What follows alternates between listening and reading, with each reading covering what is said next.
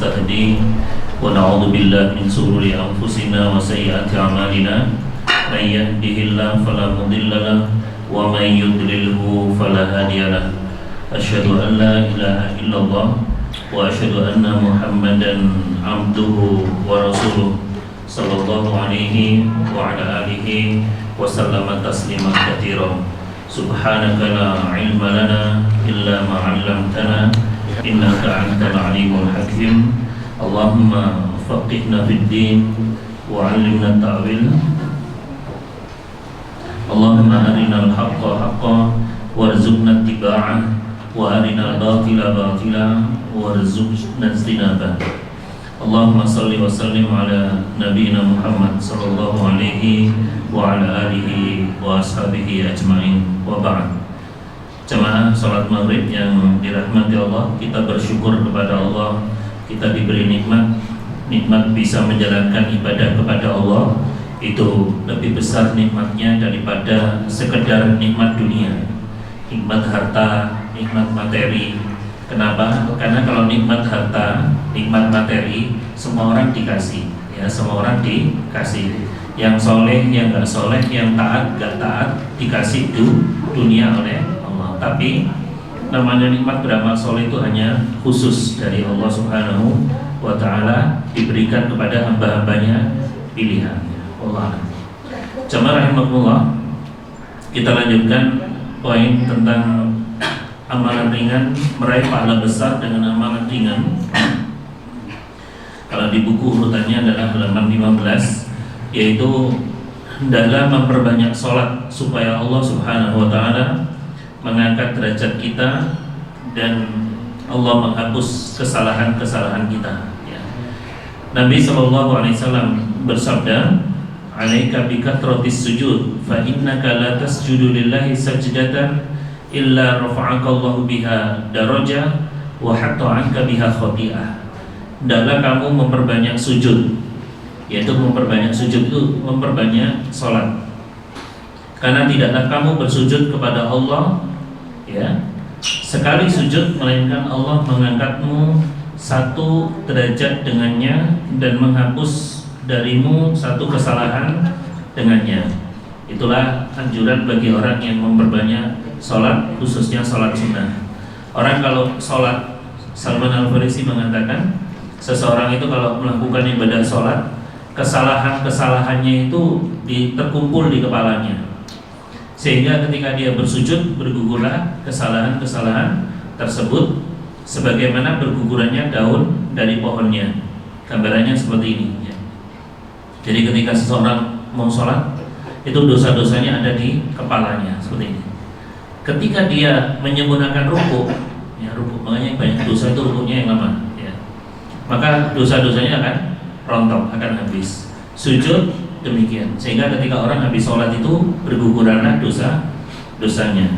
Sabda Nabi SAW, sesungguhnya seorang hamba sholat, dia membawa semua dosa kesalahannya, diletakkan di atas kepalanya dan kedua bahunya. Setiap kali ia rukuk dan sujud, maka berguguranlah dosanya itu. Jemaah rahimakumullah, pernah ada seorang sahabat datang kepada Nabi SAW. Dia mengatakan, "Ya Rasulullah, saya melakukan dosa ya Rasulullah. Saya telah mencium seorang perempuan, seorang wanita." Nabi diam, Pak, orang rekennya. Terus dia ngatakan, "Ya Rasulullah, saya mencium wanita. Waktu itu ada wanita yang cantik yang lewat dan saya berhasrat, gemes ya bahasa kita ya, gemes terus tak cium." Nabi pun diam, Pak, nggak reken. Sampai kemudian tiba-tiba datanglah waktu sholat. Adzan al-muadzin, dikumandangkan adzan, ya. Setelah dikumandangkan adzan, Nabi mengatakan, "Ayo kita sholat." Akhirnya laki-laki itu sholat bersama Nabi jamaah di masjid, ya. Setelah sholat, Nabi mengatakan apa? "Semoga sholatmu menggugurkan dosamu tadi," yaitu apa? Mencium perempuan. Berarti kesimpulan yang bisa kita petik dari hadis tadi apa? Kira-kira apa? Mencium perempuan dulu baru sholat, ya. Kalau kesimpulannya kayak gitu, berarti pikniknya kurang atur, touringnya kurang atur, ya. Kesimpulannya, Satu, dosa tidak perlu diceritakan. Sebetulnya Nabi itu risih gitu loh, ya. Nabi itu risih diceritain, ya Rasulullah saya habis mencium perempuan, ya Rasulullah. Dia diam. Sebenarnya dia itu nggak mau. Masih ingat hadis yang serupa, ada seorang wanita berzina, kemudian datang kepada Nabi SAW, ya Rasulullah saya telah berzina ya Rasulullah. Beliau nggak ngereken. Terus besoknya katakan, ya Rasulullah saya telah berzina ya Rasulullah. Hari kedua, hari ketiga, ya, hari ketiga datang lagi, ya Rasulullah saya telah berzina ya Rasulullah. Nabi sampai kemudian mengatakan, kamu waras ya Rasulullah. Saya nggak gila ya Rasulullah. Kalau lakukan benar-benar seperti ember masuk sumur, iya ya Rasulullah, lakukan seperti itu. Kemudian baru ditegakkan hukum. Sebetulnya dari kisah ini Nabi itu nggak ingin diceritani dosa. Dosa itu gini, ya, jemaah rahimahullah, dalam Islam itu tidak ada pengakuan dosa kepada seorang sholih. Anda kalau berbuat dosa, orang usah ke koning, ustaz, nggak usah datang ke kiai, nggak usah datang ke orang sholih. Anda datang ke rumahnya Ustaz Abu Haidar, ya, atau Ustaz Reza, datang bawa martabak sama terang bulan atau BPIJ, datang ke sana. Cuma semua produk tadi bukan endorse kajian kita, ya. Terus Ustaz saya habis melakukan maksiat ini, nggak perlu. Dalam Islam itu ya, ketika seseorang berbuat dosa, cukup ceritakan kepada Allah, tangisi, istighfar, selesai. Yang kedua, dari kisah tadi ya, hadis tadi, amal soleh menghapus keburukan, termasuk dalamnya sholat. Jadi tadi orang itu sholat, semoga sholatmu tadi menghapus dosamu yang tadi itu. Wallahu a'lam. Baik. Jadi gambarannya seperti itu ya. Orang ketika sholat ditumpuk dosa-dosanya ya di bahunya, kemudian tiap kali ruku dan sujud maka berguguran dosa-dosanya. Makanya jemaah rahimahullah, bagi yang melakukan dosa dan maksiat, perlama sujud dan ruku Anda, ya. Wallahu a'lam. Itu hadis halaman 15. Halaman 16 dan 17 kita berbicara tentang takziah, meraih pahala besar dengan amalan ringan. Nabi SAW bersabda, "Man syahidal janazata hatta yusalliya falahu qirat, wa man syahidaha hatta tudfan kana lahu qiratan." Qila wa mal qiratan? Qala mithlul jabalainil azimain. Barang siapa menyaksikan jenazah, ya, nunggu proses dimandikan, ya, dikafani, sampai mensolatkannya, sampai melu nyolati, maka dia mendapatkan pahala 1 qirat. Dan barang siapa menyaksikan jenazah sampai dikuburkan, maka dia mendapat pahala 2 qirat. Dikatakan, dan apakah 2 qirat itu wahai Rasulullah? Beliau sallallahu alaihi wasallam menjawab, seperti 2 buah gunung yang besar, mithlul jabalainil azimain. Jadi ketika orang takziah, ya, nunggu sampai dimandikan, ya, dikafani, terus disolati, itu sampai melu ning kuburan, pahalanya berapa? 2 qirat. Ya. Tapi kalau ya, ini ada penjelasannya yang terkecil, salah satunya adalah seperti gunung Uhud. Tetapi kalau di halaman 17, siapa yang mengantarkan jenazah maka dia mendapat pahala 1 qirat. Jadi kalau takziah saja ya, mungkin nyolati aja karena mungkin kesibukan ya, atau mungkin ibu-ibu ya datang ketika sudah dimakamkan. Kita akan bicara sedikit tentang takziah ya. Datang setelah dimakamkan, maka itu mendapat pahala berapa? 1 qirat. Amalan ringan berpahala besar. Ngelayat itu berapa menit? Berapa menit? 1 jam, itu 1 jam lah. Tapi Anda dapat pahala 1 qirat. Apalagi kalau menyempatkan diri sampai ke makam. Makanya kalau ada yang meninggal, biasanya tanya kalau jamaah itu, nanti dimakamkan jam berapa? Kuncinya di makam daripada nunggu lama. Anu saat nyolati jam sekian, setengah 10, kan jam 10, nanti saya jam 10:15 datang. Kadang kajian saya cut dulu, saya izin, saya pulangkan agak awal, atau kadang saya mulai supaya dapat apa? Pahala. Ya. Di sini nanti yang bulan ini yang meninggal siapa kira-kira? Yang telat atau yang ngantuan? Ya. di antara keduanya. Baik, kita akan sedikit bicara takziah ya.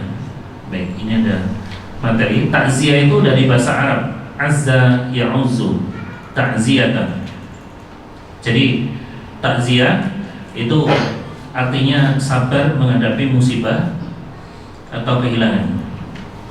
Dalam istilah fikih ya disebutkan takziah kepada ahlul maut, maksudnya ya menghibur mereka supaya bersabar. Jadi ini takziah itu azza ya'uzzu, ngangkat Allah azza wa jalla, Allah yang tinggi ya.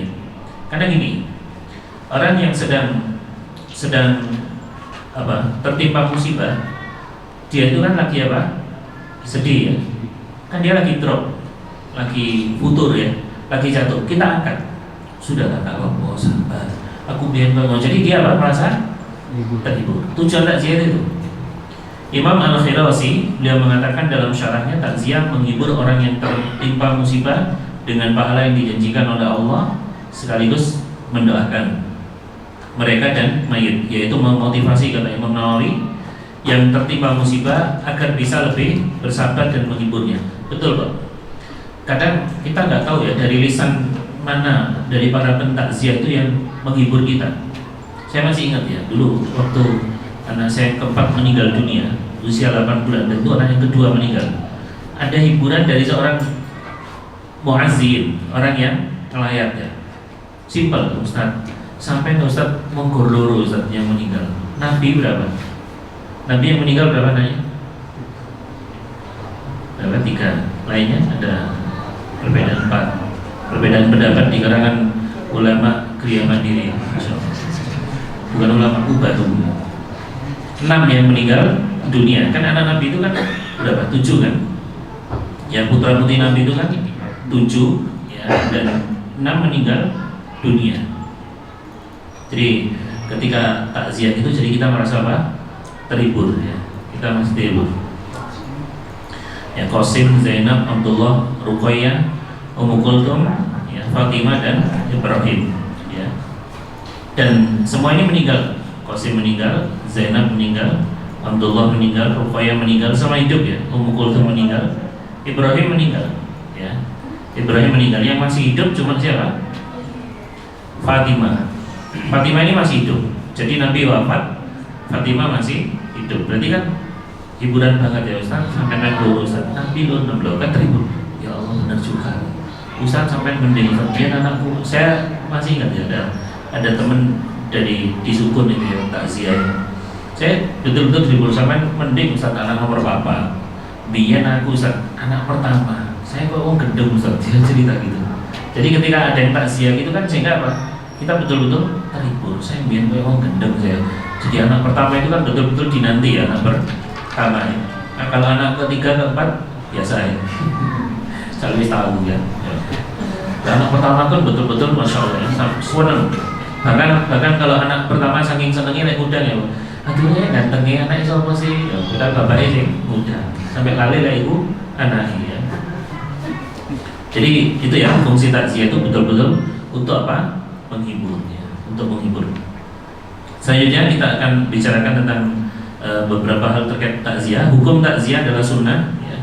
Jelas deh ya, hukumnya adalah sunnah. Kita bahas ada poin-poin hikmahnya ya, meringankan musibah yang diderita oleh orang yang dilaya, memotivasi untuk terus bersabar ya. Memotivasinya untuk ridho dengan ketentuan atau ketetapan Allah. Kadang-kadang ada celah setan. Ibnu Umar mengatakan ada setan spesialis goda orang tertimpa musibah. Kalau nggak salah setannya namanya Watim ya. Watim, ada setan Khonzab goda orang sholat, Walhan goda orang wudu. Nah ini ada Zalitun goda orang di pasar ya. Ada setan Watim spesialis goda orang yang tertimpa musibah. Musibah bagi orang beriman itu harusnya menggugurkan dosa, harusnya menghabiskan dosa gitu ya, mengangkat derajat. Musibah itu harusnya menambah pahala. Ternyata musibah itu justru sudah jatuh tertimpa tangga, ibaratnya seperti itu ya. Supaya biar itu sudah nggak apa-apa, semua sudah ketetapan Allah. Mungkin kita ini ramelok duit. Kadang-kadang saya kalau menghibur orang dan quotes ini masuk banget ya. Ketika ada teman orang tuanya meninggal, saya cuma mengatakan gini, sudahlah, cuma beda jam keberangkatan, gitu ya. Bapakmu berangkat duluan, nanti kamu nyusul, atau kamu minggu depan nyusul juga nggak apa-apa. Setengah nangis, setengah guyu ya. Memang seperti itu kan, ya kan? Kematian itu kan hanya beda lah jam keberangkatan, ya. Sehingga enak, budaya di sini. Engkau aku nyusul, sehingga betul-betul terhibur. Orang tua saya mati duluan, nggak apa-apa. Kan mau nggak mau kan kita mau kemana kalau nggak mati? Ya. Semua kan pasti bakal mati. Ya. Mendoakan agar musibah tersebut diganti oleh Allah, melarangnya dari berbuat niyaha, meratapi, ya. Mendoakan mayat adanya Pak. Waktu takziah, ya, takziah itu diperbolehkan menurut para jumhur ulama. Kalau bicara jumhur itu berarti ulama bintang 4, bukan bintang 7 ya, umat nanti. Bintang 4 ini ulama Syafi'i, Hambali, Maliki dan Hanafi, Imam Abu Hanifah. Jadi kalau jumhur ulama berarti 4 ulama ini, ya. Jumhur ulama selain Syafi'i berarti Hanafi, Hambali dan Maliki. Maksudnya seperti itu. Jumhur ulama berarti semua ulama 4 ini bersepakat boleh takziah itu sebelum dan sesudah mayat dikebumikan. Sebelum dikebumikan dia takziah dulu, nggak apa-apa. Atau setelah takziah.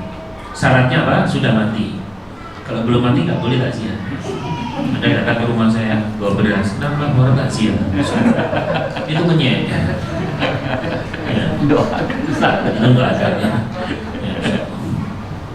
Pendapat lainnya ya, beliau memandang makruh takziah setelah mayat dikubur. Baik, batas waktunya, jangka waktu takziah. Ada yang takziah membatasi 3 hari. Ini menurut jumhur ulama. Kenapa? Sebetulnya ini perkiraan saja ya. Jumhur itu mengatakan diantaranya berdasarkan ini kurang lebih, ya, berdasarkan hadis Nabi SAW tidaklah dihalalkan bagi seorang wanita yang beriman kepada Allah dan hari kiamat untuk berkabung lebih dari 3 hari, terkecuali berkabung karena ditinggal mati suaminya, dia 4 bulan 10 hari masa iddahnya, masa menunggunya. Kenapa kok 3 hari, tidak boleh selebih itu? Biasanya orang yang ditinggal mati itu sudah kembali tenang. Kalau bahasa kita ini ya, bahasa budaya kita, kalau so wis dirikesi gitu ya, kursi wis ditoto meneh, terus orang sing layat sedih lagi kan. Saya masih ingat betul waktu dulu saya tertimpa musibah, anak saya usia 8 bulan meninggal. Biasanya kan saya pesen pampers sama sales ya, saya bikin teh kirim gitu ya. Dia nggak tahu waktu beda ya, Pak, ini Pak saya kirimi apa pampers, padahal anaknya sudah nggak ada. Sedih lah, lu kok bisa mati sih? Ya, nggak bisa. Biasanya kan urip, kemudian mati ya. Memang seperti itu ya. Nah, ini sebagian ulamanya. Sebetulnya ada juga pendapat kalau fikih itu gitu ya. Fikih itu pasti beda ulama, beda pendapat. Tidak ada satu masalah fikih kecuali di situ ada perbedaan pendapat. Fikih itu harus berlapang dada. Fikih itu luas, yang sempit kontraan kita, ya, kontraan kita. Yang sempit itu hati kita, ya. Ada yang berpendapat sampai kapan saja rapopo ngelayan. Sebab tujuannya apa? Untuk takziah itu mendoakan, memotivasinya agar bersabar. Ya. Wallahu a'lam, dan tidak mengatakan. Kemudian takziah kepada orang kafir. Nah, apa hukumnya takziah kepada orang kafir? Ada perbedaan pendapat dalam masalah melayat kepada orang kafir. Ada kafir zimmi, ada kafir harbi. Zimmi itu ya kalau sekarang itu ya. Kalau dulu kan kafir zimmi, kafir yang tunduk pada pemerintahan Islam. Kalau sekarang gampangnya gini aja. Wallahu a'lam.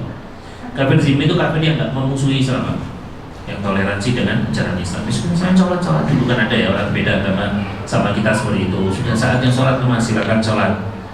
Lain ada kafir harbi, kafir yang memerangi kita, nggak senang dengan agama, nggak senang dengan orang puasa, nggak senang dengan orang Islam. Itu namanya kafir harbi. Sebagian ulama Hanafiyah dan Syafi'iyah memperbolehkan. Adapun Imam Ahmad bersikap tawakuf. Tawakuf ini beliau diam, tidak berpendapat apa-apa. Masya Allah ya, sekali berimam Ahmad, ulama yang terkenal dengan kesolihannya dan kezuhudannya, yang hafal Quran 30 juz, yang hafal 1 juta hadis, berikut matan dan sanadnya.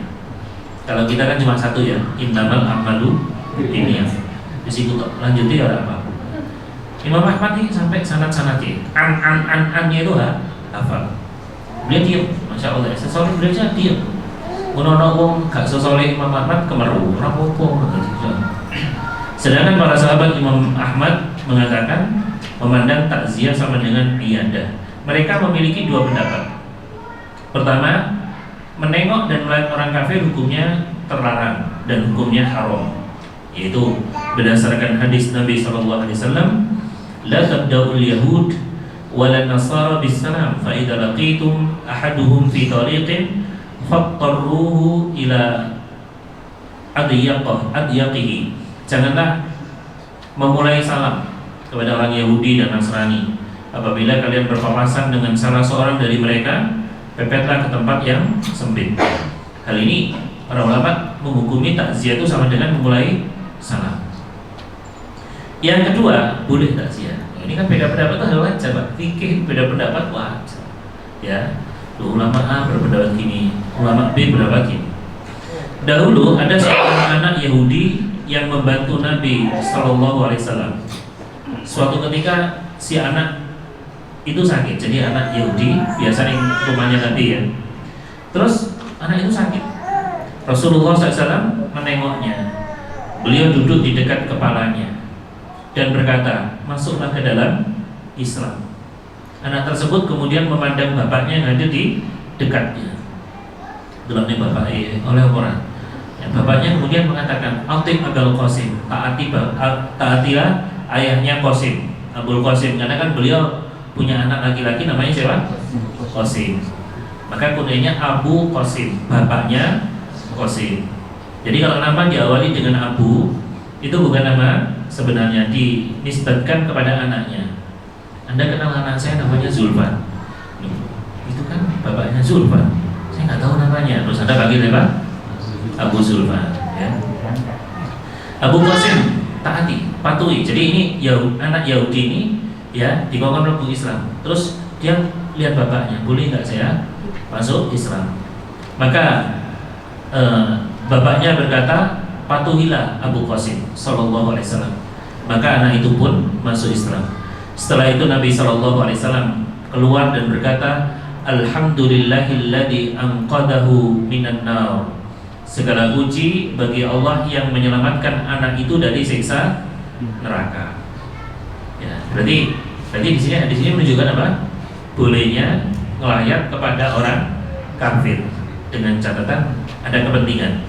Yang nggak boleh nanti kita terang, nggak boleh mendoakan, nggak boleh basa-basi. Ya. Berarti boleh ya, itu kepentingannya apa? Supaya dia masuk Islam. Kira-kira Pak, kalau ada orang kafir nazar sakaratul maut, terus kita coba ngelayat sih kalau mau Islam, coba orang Islam. Kira-kira kita mau Pak? Mungkin mikir ya, lah kok enak tenan umur kafir, Arab mati baru lebu. Ya kan kadang-kadang mikir gitu ya. Lah awak iki lho sing Islam mulai lahir, durung tentu mlebu surga. Lah ini mau mati mak syahadat, wis jarno cek ono penghuni neraka ya. Cek boboy. Kadang itu betul ya, kadang sempat berpikir gitu kan, ada rasa hasad. Lah kok enak dong dia seumur-umur kafir ini Arab mati kok nyadari ya. Ya, seperti kisah siapa yang dulu kita sampaikan di sini ya. Bang Usairim bin Abdul Ashhal itu kan yang satu-satunya penghuni surga tidak pernah sujud kepada Allah, yaitu dia syahadat, habis syahadat dia langsung perang dan langsung mati. Abu Hurairah mengatakan satu-satunya penghuni surga sing ora tau poso, ora tau salat ya wong iki. Dulunya seorang Nasrani. Amalnya cuma syahadat. Pendapat ini pendapat yang rajih, tidak boleh melayat orang kafir zimmi terkecuali membawa kemaslahatan. Menurut dugaan yang rajih misalnya mengharapkan masuk Islam ya, maka tidak apa-apa. Wallahu a'lam. Kemudian ini apa yang diucapkan ketika bertakziah. Nah, apa yang diucapkan? Ini kadang-kadang banyak salah Pak. Pas ngelayat yang nemoni ahli musibah mengatakan barakallahu laka, nanti rapi ini. Barakallahu laka wa baraka alaika wa jama'a bainakuma fi khair. Terlalu soleh Anda ya. Harusnya baca ini rahimakallahu wa ajra. Semoga dirahmati yang mati. Atau Anda nggak apa-apa ya pakai bahasa selain Arab ya, karena doa Di luar ibadah mahdoh, di luar ibadah sholat, Anda boleh pakai redaksi sendiri bahasa kamu. Ya, semoga si Maya diampuni dosa-dosanya. Kalau Nabi ini rahimakallah wa ajar. Ya, atau beliau SAW bersabda kepada utusan itu, kembalilah kepadanya, kemudian baca ini yang paling terkenal ini, Pak. Inna lillahi.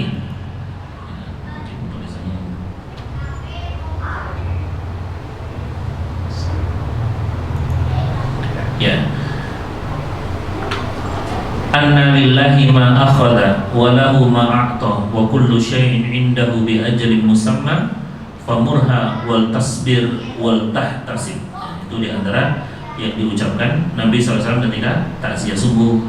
Sesungguhnya adalah milik Allah apa yang dia ambil dan akan kembali kepadanya apa yang dia berikan. Segala sesuatu yang ada di sisinya ada jangka waktu tertentu, ada ajalnya. Maka hendaklah engkau bersabar dan mengharap pahala dari Allah. Sebagian ulama mensunahkan agar ketika melayat orang muslim yang ditinggal oleh orang muslim membaca a'dhamallahu ajrak. Nah, ini yang standar ini ya. A'dhamallahu ajraka wa ahsana azaka wa rahima mayyita. Ya. Semoga Allah melipatkan pahalamu, memberimu pelipur lara yang baik, dan semoga Dia memberikan rahmat kepada si mayit. Ya, itulah yang dibaca. Atau mungkin yang standar ini yang paling gampang ya. Ahsanallahu azzaak wa ghafara limayyit. Jadi ini inti dari doa-doa ketika takziah ya. Semoga si mayit diampuni, semoga si mayit dirahmati. Itu ya. Jadi Anda boleh boleh menggunakan redaksi sendiri. Wallah. Jamaah rahimahullah. Nah, ini ada perkataan yang tidak pantas Pak diucapkan kalau ada seorang yang non muslim meninggal dunia. Biasanya apa? Biasanya mengucapkan apa? Rest in peace. Betul. Rest in peace. Masya Allah. Apa artinya? Istirahat dalam ketenangan. Tenang ya. Kedamaian. Padahal Allah Subhanahu wa taala berfirman, "Innal ladzina kafaru min ahlil kitab wal musyrikina fi nari jahannam khalidina fiha ulaika hum syarrul bariyah." Enggak basa-basi. Sesungguhnya orang kafir dan dari ahli kitab, yaitu Yahudi dan Nasrani, dan orang musyrik, Hindu, Buddha dan lain-lainnya akan masuk neraka jahanam. Mereka kekal di dalamnya, mereka adalah seburuk-buruk makhluk. Ini Quran loh yang ngomongnya, bukan kita. Kadang orang-orang, nah ini sudah mulai banyak menebar. Kadang orang-orang liberal berusaha menyamakan kabeh wong itu pasti bakal mlebu surga. Nggak bisa. Toleransi itu nggak seperti itu. Nggak boleh basa-basi kita ini. Mereka punya keyakinan seperti itu. Bahkan ada seorang tokoh liberal diwawancari di televisi sambil mengatakan, kalau ada orang non-muslim yang baik dan punya dedikasi tinggi untuk masyarakat dan negaranya, saya yakin Tuhan tidak zalim, pasti ditempatkan Tuhan di tempat yang terbaik. Terus ayat ini apa ya? Terus untuk apa neraka? Rumusnya, sebaik-baik orang kafir tidak ada celah untuk masuk surga. Sejahat-jahatnya orang Islam pasti ada tempat di surga. Ada hadis di toko itu kan, orang keluar dari surga gara-gara ucapan La ilaha illallah, yang diberikan catatan keburukannya itu sejauh mata memandang. Kita wakai dosa nih, zina, judi, main, maksiat, ya, masya Allah, makan haram, ya, dan lain sebagainya. Dosanya banyak, baik dosanya terhapus gara-gara kalimat La ilaha illallah. Ya, dan seperti itu. Ini keyakinan kita, nggak usah dicampur-campur. Karena mereka punya keyakinan bahwa dia pasti masuk surga, kan agama-agama lain kan punya keyakinan permisif. Semua serba boleh. Kamu lakukan apa saja terserah. Dosamu sudah ditanggung, itu hak mereka. Kita juga orang muslim punya hak. Selain Islam, neraka. Sebagaimana mereka punya hak keyakinan. Selain agama dia, neraka. Seperti itu. Nah, kita nggak boleh mengatakan RIP. Kadang Anda tahu orang yang mati dalam kajian saya dalam kitab apa itu? Misteri Alam Barzah atau Famada Ba'dal Maut, ada apa setelah kematian. Orang kafir itu sedang disiksa. Jadi ketika dia mati, dia itu sedang disiksa oleh Allah Subhanahu wa ta'ala oleh malaikat di surat Ghafir, an-naru yuraduna 'alaiha ghuduwan wa 'ashiyya. Ya, neraka itu ditampakkan kepada mereka pagi, siang dan sore. Isu awan sore bengi diketokno neraka. Maka orang ini, ayat ini ditujukan kepada Fir'aun dan bala tentaranya. Artinya apa? Orang kafir itu begitu mati, pagi, siang, sore itu disiksa di kubur. Dan ingat, siksa kubur itu baru DP, belum siksa di neraka. Ibaratnya gini, Ustaz kan belum ada persidangan, kok terus disiksa? Ibaratnya ini, ada malingnya nyolong motor. Kira-kira kalau ketangkep dia baik sembunyi biasanya. Padahal belum diserahkan ke polisi, belum dibuatkan BAP, ya, belum dilimpahkan kejaksaan untuk dihukum berapa bulan atau berapa tahun dia dihukum, gitu kan? Kok dipukuli? Itu baru DP. Siksa kubur itu seperti itu. Baru DP sebelum pengadilan akhirat. Dan orang kafir itu sedang disiksa. Dalam hadis Barok bin Azib, ya, rohnya disiksa pagi, siang, sore, kesakitan di alam kuburnya. Kok gak krungu, Ustaz? Kalau krungu sampai melayu, ya. Tolong, sakit ya Allah, tolong. Itu kembalikan aku ke dunia, kan hadis-hadisnya gitu kan. Dulu pernah saya bedah itu kan judulnya kan, andai si mayit bisa bicara, bisa mayit bisa ngomong gitu. Tapi ya Allah, balikkan aku ke dunia, balikkan aku ke dunia ya Allah, balikkan aku akan menjadi orang saleh, aku akan beriman, aku akan percaya dengan kitabmu dan rasulmu. Jangan sampai kematian adalah hari pertama kita sadar akan makna kehidupan yang sebenarnya. Mati baru sadar, ya. Orang itu lagi disiksa pagi, siang dan sore. Kasihan, ya. Siksanya seberapa? Ya, selama-lamanya. Siksa kubur itu ada dua. Ada yang sementara menurut para ulama, ya. Yang kedua ada selama-lamanya. Siksa kubur sementara itu bagi siapa? Bagi orang beriman. Mungkin bisa jadi kan hadisnya gitu ya. Ada seorang anak mendoakan orang tuanya, ya Allah, ampuni dosa-dosa orang tua ya Allah. Ibu hamba yang telah wafat, ampuni ya Allah. Apakan kuburnya, ringankan hisabnya ya Allah. Allah hentikan siksa di kubur. Kenapa orang Islam itu kok ada yang disiksa di kubur? Karena dia mati masih membawa dosa. Kalau di dalam kitab Ar-Ruh ada 14 dosa yang membuat orang disiksa di kubur. Kalau di buku Alam Barzah, Ensiklopedia Kiamat yang ditulis oleh Dr. Sulaiman Al-Ashqar, itu ada 19 ya siksa kubur, ya, meninggalkan sholat, tidak puasa, ya, hidup bermewah-mewahan, ya, berdusta, membunuh, banyak dosa-dosanya. Karena dosa besar itu tidak membuat pelakunya kafir. Kalau orang Islam zina, dia muslim, dia tetap Islam. Ada orang Islam mencuri, ada orang Islam korupsi, dia tetap Islam. Cuma karena dosa itulah yang membuat dia dihukum oleh Allah Subhanahu wa ta'ala. Selanjutnya ini, tidak boleh mendoakan orang non-muslim yang meninggal. Tidak boleh basa-basi. Allah Subhanahu wa ta'ala berfirman, "Maka lin nabi walladzina amanu," tidak sepantasnya bagi para nabi. Kalau nggak salah ini teguran Allah kepada Nabi SAW kepada pamannya yang mendoakan pamannya Abu Thalib, pamannya sendiri. Nabi loh ditegur, apalagi kita yang bukan Nabi.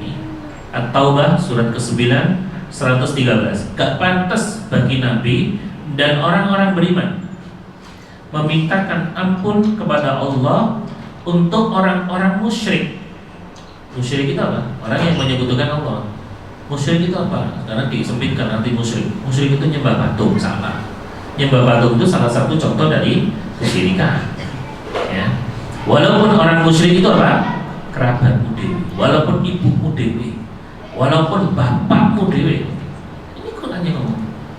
Sesudah jelas bagi mereka bahwa orang musyrik itu tempatnya adalah penghuni. Ya, ada keluarga saya itu kan juga macam-macam, ya. Keluarganya ibu, ya, keluarganya ibu.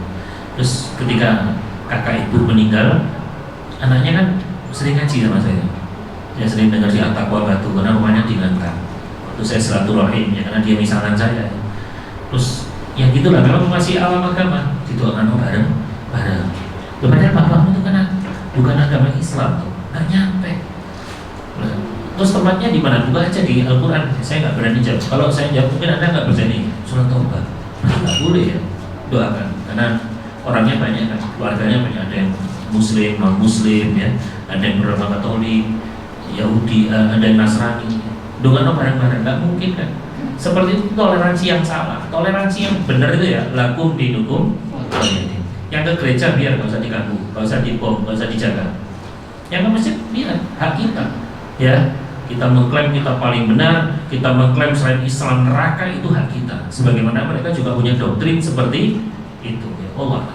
Ini jelas kan, tidak boleh mendoakan mengukur. Jadi misalnya takziah ya, yang takziah orang non muslim, muka-muka mlebu surga, muka-muka mati husnul khotimah, pret ya, mungkin mustahil, basa-basi. Hati-hati loh, orang itu bisa masuk neraka gara-gara basa-basi, gara-gara gak pena.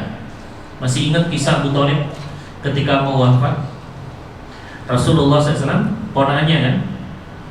Abu Thalib itu sangat berjasa ya, memelihara Rasulullah SAW.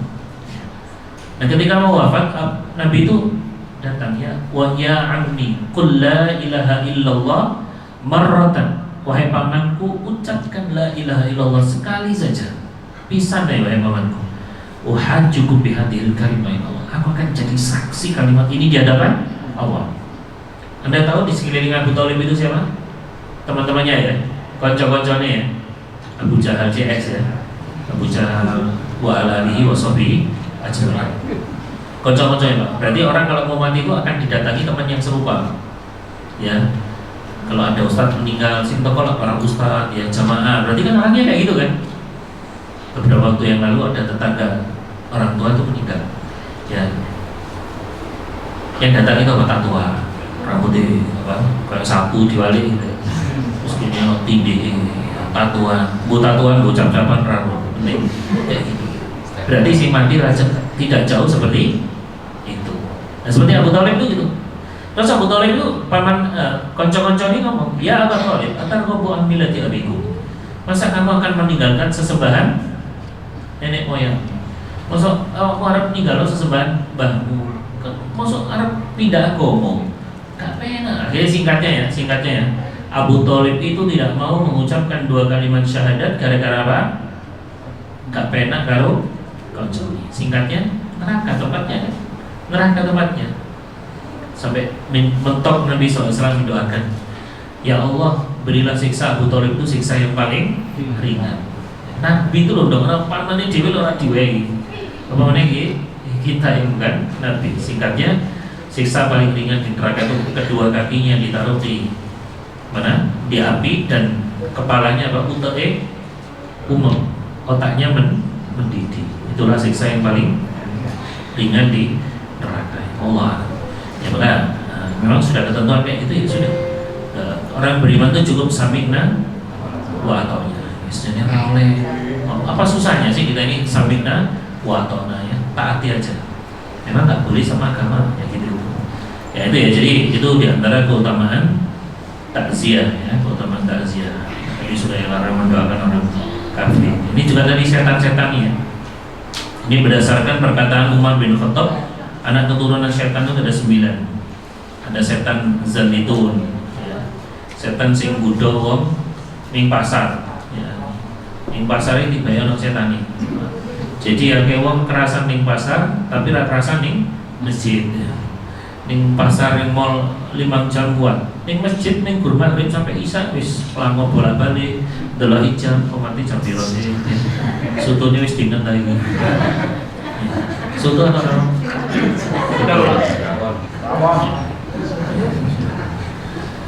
gitu kan, itu setan jangan itu. Gone curang, gone ngapusi timbangan. Apa musim buaya 10.000 ditedeki 20.000. Jadi ini 10.000 Pak, ya itu sih bosok-bosok. Oh sampai jalitun jadi anak buaya itu. Setan wasin. Ini tadi ya, setan wasin ini yang goda manusia ketika tertimpa musibah. Tak sabar kan? Apa? Ada tentang apa? Meratapi, ya kan? Meratapi itu kan membuat apa? Si mayat itu akan disiksa. Paham? Sesungguhnya si mayat itu akan disiksa gara-gara ratapan keluarganya. Jadi gini, mendudukkannya gini. Ini ada artikel menarik ya. Jadi mendudukkan yang katanya bahwa orang yang mati itu akan mayit disiksa dengan tangisan keluarganya. Hadisnya al-mayyit yu'adzibu bibuka'il hayy alaih. Mayit itu disiksa karena tangisan orang yang hidup untuknya. Baik. Kemudian ada juga hadis dari Aisyah radhiyallahu taala anha, Nabi SAW pernah melewati wanita Yahudi yang meninggal dan ditangisi keluarganya. Kemudian Nabi SAW mengatakan mereka menangis wanita itu sementara wanita itu disiksa di kuburnya. Baik. Tangisan seperti apakah yang menyebabkan mayit disiksa? Ada hadis yang menggunakan lafaz berbeda, yaitu maniha alaihi yu'adzabu bimaniha alaihi. Siapa yang diratapi maka dia disiksa karena ratapan yang ditujukan kepadanya. Jadi bedakan antara buka itu nangis, terus niyaha itu meratapi. Meratapi itu apa? Menyebut-nyebut kebaikan si mayit. Oleh karena aku mangan opo sebut ya, oleh mati aku tasih opo nyara ya opo Gusti Allah adil loh. Ada Pak orang mati itu sampai ahli musibah ditinggal sampai gitu ya. Makanya kita harus tahu ilmunya. Saya pernah itu ya, wis ceramah itu dikali Ustaz tolong Pak, ada saudaranya dia, ada saudara jamaah, istrinya itu meninggal dunia. Dia nggak siap menghadapi kenyataan itu sampai dia itu terdiam kaku, rasa ngomong ramangan robo, masya Allah. Kita hibur sama dia, diam kayak gini. Soalnya ya memang kematian itu mendadak, nggak ada kematian yang direncanakan. Di WA disik para malaikat, sampai siapa ya, tadi kita apa-apa. Tiba dia lagi senang, padahal sudah usia 50 ya, 58. Dia baru pensiun, istrinya meninggal. Ya, itu digoda oleh setan. Makanya dia bisa menyebabkan dia disiksa. Baik, Nabi SAW ini ya, ada sebuah kisah bahwa Rasulullah SAW dan beberapa sahabatnya pernah menjenguk Sa'ad bin Ubadah. Ketika itu sedang dirundung kesedihan seluruh keluarganya. Melihat suasana sedih, Nabi SAW mengatakan, apa dia sudah meninggal? Belum ya Rasulullah. Kemudian Nabi SAW menangis. Nabi menangis. Para sahabat pun ikut menangis. Kemudian Nabi SAW mengatakan, tidakkah kalian mendengar Allah tidak menyiksa sebab tetesan air mata atau kesedihan hati? Kita nangis itu nggak disiksa oleh Allah. Hati kita sedih itu nggak disiksa oleh Allah. Namun Allah menyiksa atau merahmati disebabkan ini. Beliau menunjukkan, memberi isyarat ke lisannya gitu loh. Allah itu akan nyiksa si mayit itu gara-gara itu. Ini apa? Mulut kita ya, omongan kita, ucapan kita. Sesungguhnya mayit disiksa karena tangisan keluarganya kepadanya. Baik. Dari dua hadis di atas kita bisa memahami bahwa tangisan yang menyebabkan mayit disiksa adalah tangisan ratapan. Tangisan sebagai ungkapan tidak terima dan tidak ridho terhadap takdir Allah. Makanya ada doa itu kan, Allahumma inni as'aluka ridho biqada'i. Ya Rabb, jadikan aku ridho dengan ketetapan. Bukan tangisan karena kesedihan semata. Kalau nangis sedih itu hal yang wajar ya, karena tangisan kesedihan di luar kemampuan manusia. Seorang istri suaminya meninggal, sedih nggak? Tergantung ya, kalau suaminya gerget, bukan biar lebih cepat ya. Kalau nggak dulu malaikat di sana jemput, pasti nangis kan ya. Orang tua meninggal itu kan pasti sedih ya, walaupun tinggal warisan banyak ya, tetap sedih.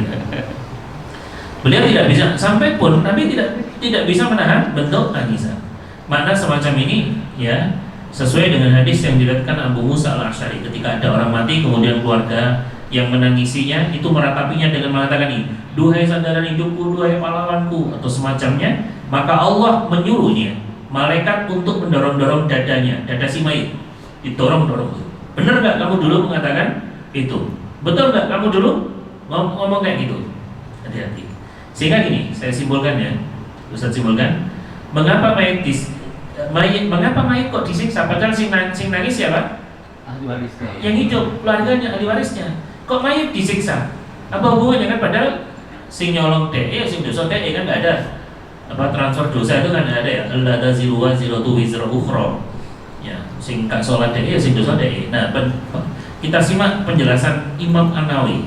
Imam An-Nawawi dalam kitabnya Syarah Sahih Muslim. Ulama berbeda pendapat tentang maksud hadis mayit disiksa karena ratapan keluarganya. Mayoritas ulama memahami bahwa hukuman itu berlaku untuk mayit yang berwasiat agar ditangisi dan diratapi setelah dia meninggal. kemudian wasiatnya dilaksanakan, maka dia disiksa dengan tangisan dan ratapan keluarganya karena kematian. Ya, itu yang disebutkan oleh Imam. Nah, misalnya dia berwasiat, ya Bu, tolong benda aku mati, kabeh podo nangis, ya, kabehnya nangis dalam hitungan 4 per 4, nangis kabeh. Cek wong bapak ini berjasa nih, kini ya, cek ngerti wong yang bapak ini enggak. Maka yang demikian itu membuat si mayit itu ikut disiksa karena wasiat.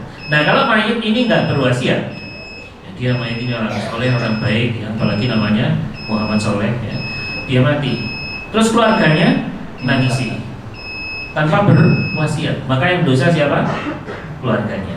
Yang dosa keluarganya. Makanya ya harus siap dengan kenyataan hidup itu ya seperti ini. Ada pertemuan, kan dalam kehidupan ini kita nggak bisa lepas dari apa? Perpisahan, ujian, omongan orang. Kita tuh pasti berpisah kan. Nabi aja diberitahu innakal mayyitun wa innahum mayyitun. Wallahu a'lam. Baik, ada pertanyaan? Gak usah rebutan, ada yang nambah atau ada yang kurang? Saya soalnya mau ke Kediri besok subuh ceramah di sana, sehingga saya harus dijemput berangkat sendiri jam 7:30. Iya. Saya kadang-kadang melihat di medsos ya, di WA atau di FB atau di ucapan langsung secara langsung, kadang-kadang itu beberapa orang tuh mengucapkan duka cita itu semoga sulh khotimah gitu ya. Itu padahal kan keliru ya.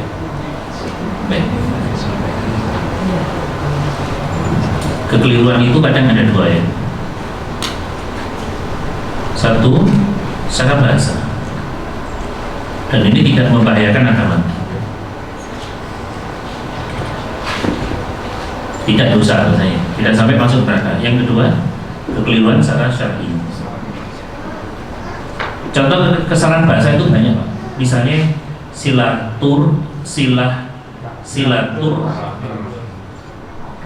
rahmi, tulisannya kan salah. Atau jual takjil. Ya, silaturahmi, padahal artinya silaturahim. Terus juga silaturahmi digunakan untuk masyarakat umum. Silaturahmi akbar, keluarga besar SMA Negeri 1. Kan salah kan? Nggak tepat kan? Silaturahmi itu untuk siapa? Untuk orang yang ada hubungannya dengan kerabat. Ini fungsi silaturahim. Salahnya secara apa? Bahasa. Jual takjil 5.000, padahal sih ditol kolek, ya kolek apa lagi? Es, pisang hijau 5.000 ya terakhir harganya. Onde-onde gedang goreng, ya. Padahal takjil itu artinya apa? Ajjala yu'ajjilu, bersegera, cepetan. Ya, al-ajjalu minasyaitan, bersegera-gera, keburu-buru dari syaitan. Berarti jual takjil itu jual segera. Kurang tepat secara bahasa. Termasuk mungkin semoga husnul khotimah. Karena kalau sudah mati itu tidak ada pilihan. Ya, kalau dia misalnya mati ini mabuk, mati ini mendem, mungkin masuk akal semoga husnul khotimah? Tidak masuk. Yang tepatnya tadi itu rahimakallahu limayyit. Semoga Allah merahmati si mayit, semoga Allah ampuni dosanya. Jadi kurang tepatnya itu secara apa? Secara bahasa saja. Banyak sih di masyarakat tuh seperti itu ya.